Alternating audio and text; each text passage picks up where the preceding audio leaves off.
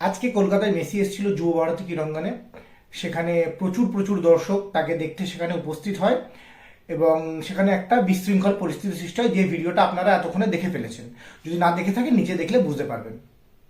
তো ভারতের মধ্যে কলকাতায় এমন একটা শহর যারা ফুটবল নিয়ে অতিরিক্ত প্যাশনেট, এবং সেখানে মেসির মতো একটা ব্যক্তিত্ব আসলে মানুষ অবশ্যই ক্রেজি হয়ে যাবে।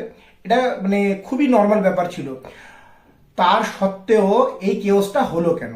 যথারীতি সেই পুরনো কারণ, ভিআইপি কালচার। আগেও আমি এর উপরে ভিডিও বানিয়েছি যে ভিআইপিদের সর্বত্র এগিয়ে দেওয়া হবে, নেতা মন্ত্রী থেকে শুরু করে অ্যাক্টর ভিআইপিদের এগিয়ে দেওয়া হবে, এবং তার জন্য সাধারণ মানুষের মাথায় পা তুলে দিয়েও এরা তাদের ওকে উপরে রাখবে। এই টেন্ডেন্সির জন্যই আজকে কিন্তু এই বিশৃঙ্খলাটা। মানুষ 10,000, 12,000, 15,000-এর টিকিট কেটে মেসিকে দেখতে গেছে, ভক্তরা তাকে দেখতে গেছে। আপনারা যদি কেউ যুব ভারতী গিয়ে থাকেন তাহলে জানবেন যে মানুষ যেখানে গ্যালারিতে বসে সেখান থেকে কিন্তু মাঠটা যথেষ্ট দূরে। যদি কোনো মানুষ চশমা পরেন, চশমা ইউজ করে থাকেন পাওয়ারওয়ালা, সেখানে প্লেয়ারদের মুখটুকুও ভালো করে বুঝতে পারবেন না, এতটা ডিস্টেন্স থাকে।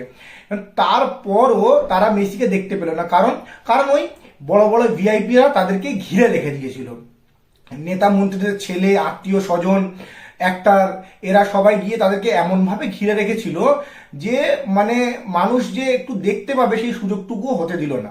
তো স্বভাবত মানুষ রেগে গিয়ে তার উপরে বটল টটল ছোঁড়া শুরু করে, অনেকে চেয়ার টেয়ার ভেঙেও ছুঁড়ে দেওয়া শুরু করে, যেটা কি খুব খারাপ জিনিস, যেটাকে অনেকে 1996 সালে যে ইডেনে যে ক্রিকেট ঘটনাটা ঘটেছিল তার সঙ্গেও তুলনা করছে। তো এটা ওর সঙ্গে তুলনা করার কোনো ব্যাপার নেই। কিন্তু সব থেকে আশ্চর্য লাগলো আমার যে ঘটনাটা, সেটা হলো এই ভিড়ের মধ্যে কিছু মানুষ গেরুয়া পতাকা নিয়ে, যে পতাকায় বজরংবলীর একটা রুদ্র মূর্তি আছে, মানে রাগান্বিত মূর্তি ছাপা থাকে, সেই অরেঞ্জ পতাকা নিয়ে জয় শ্রীরামের ধ্বনি দেওয়া শুরু করেছে। আশ্চর্যকর ব্যাপার না? এখন আমি আগের ভিডিওতে আপনাদেরকে বলেছিলাম যে যত ভোট কাছে আসবে ততই ধর্ম নিয়ে মাতামাতি শুরু হবে। তো একটা ফুটবল স্টেডিয়ামে ধর্মের পতাকা কেন আসবে? জয় শ্রীরামের নারা কেন লাগবে? সেখানে ভারতের পতাকা আসবে, খুব যদি বেশি হয় মেসি এসছে আর্জেন্টিনার পতাকা লাগবে। তো সেখানে জয় শ্রীরামের ধ্বনি দেওয়া শুরু করলো। মেসি তো কোনো রাজনৈতিক ব্যক্তিত্ব না, সে তো কোনো ভোটের মানে কোনো দলের হয়ে প্রচারে আসেনি বা কোনো ধর্মের হয়ে প্রচারে আসেনি। তো সেখানে ধর্মের ধ্বজা কেন আসবে? এটা একটা প্রশ্ন থেকে যাচ্ছে। আর এইভাবে মানে মানুষ, মানে আমি জানি না কোন দল এদেরকে কিভাবে ট্রেনিং দিচ্ছে বা কিভাবে এদের মাইন্ড ওয়াশ করছে, যে সব জায়গায় এরা ধার্মিক পতাকা নিয়ে গিয়ে একটা বিশৃঙ্খল পরিস্থিতি সৃষ্টি করার চেষ্টা করছে। জানি না এটা কেন হচ্ছে, কি জন্য হচ্ছে। সেখানে এবারে আমি যখন বলি, লোকে বলে আমি নাকি কোনো একটা পার্টিকুলার পার্টির হয়ে কথা বলছি, কিন্তু না।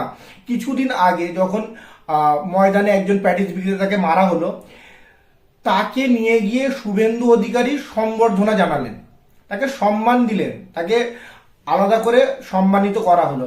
এবারে এখন দেখা যাচ্ছে যারা মানে অসামাজিক মানুষ আছে, তারা সমাজে অসামাজিক কোনো কাজ করলে এবং সেই সঙ্গে যদি শুধু জয় শ্রীরামের মানে ধ্বনিটা জুড়ে দেয়, তাহলে তাদের কাজ আর অসামাজিক থাকবে না, তাদেরকে ডেকে মানে এরকম ভাবে সম্মানিত করা হবে। তো এই যে যুব ভারতীতে যে ভাঙচুরটা করা হলো এবং সেখানে ওই যে ব্যক্তি জয় শ্রীরামের ধ্বনি দিলেন, শুভেন্দু অধিকারী আবার কি তাকে আবার সংবর্ধনা জানাবে নাকি? দেখুন, আপনাদের কষ্ট আমি বুঝতে পারছি, অনেক টাকা খরচা করে, অনেক অনেক কষ্টে অর্জন করা টাকা খরচা করে আপনারা আপনাদের প্রিয় মানুষটাকে দেখতে গেছেন, দেখতে পাননি। খুবই কষ্টের একটা জিনিস, কিন্তু তার জন্য পাবলিক প্রপার্টি ড্যামেজটা মেনে নেওয়া যায় না। এবারে তর্কের খাতিরে মেনে নিচ্ছি যে মানুষের ইমোশন, ফুটবল একটা আবেগ বাঙালির কাছে, তো মানুষ করলো, কিন্তু সেখানে আবার ধর্ম। দেখুন, কিন্তু মিলে যাচ্ছে আমি যে কথাগুলো আপনাদেরকে বলেছি, যে যত দিন এগিয়ে আসবে তত সব জায়গাতে ধর্ম ধর্ম করা হবে। আপনাদের কি মতামত এই ব্যাপারে একটু কমেন্ট করে জানাবেন। ভালো থাকবেন, ভালো রাখবেন।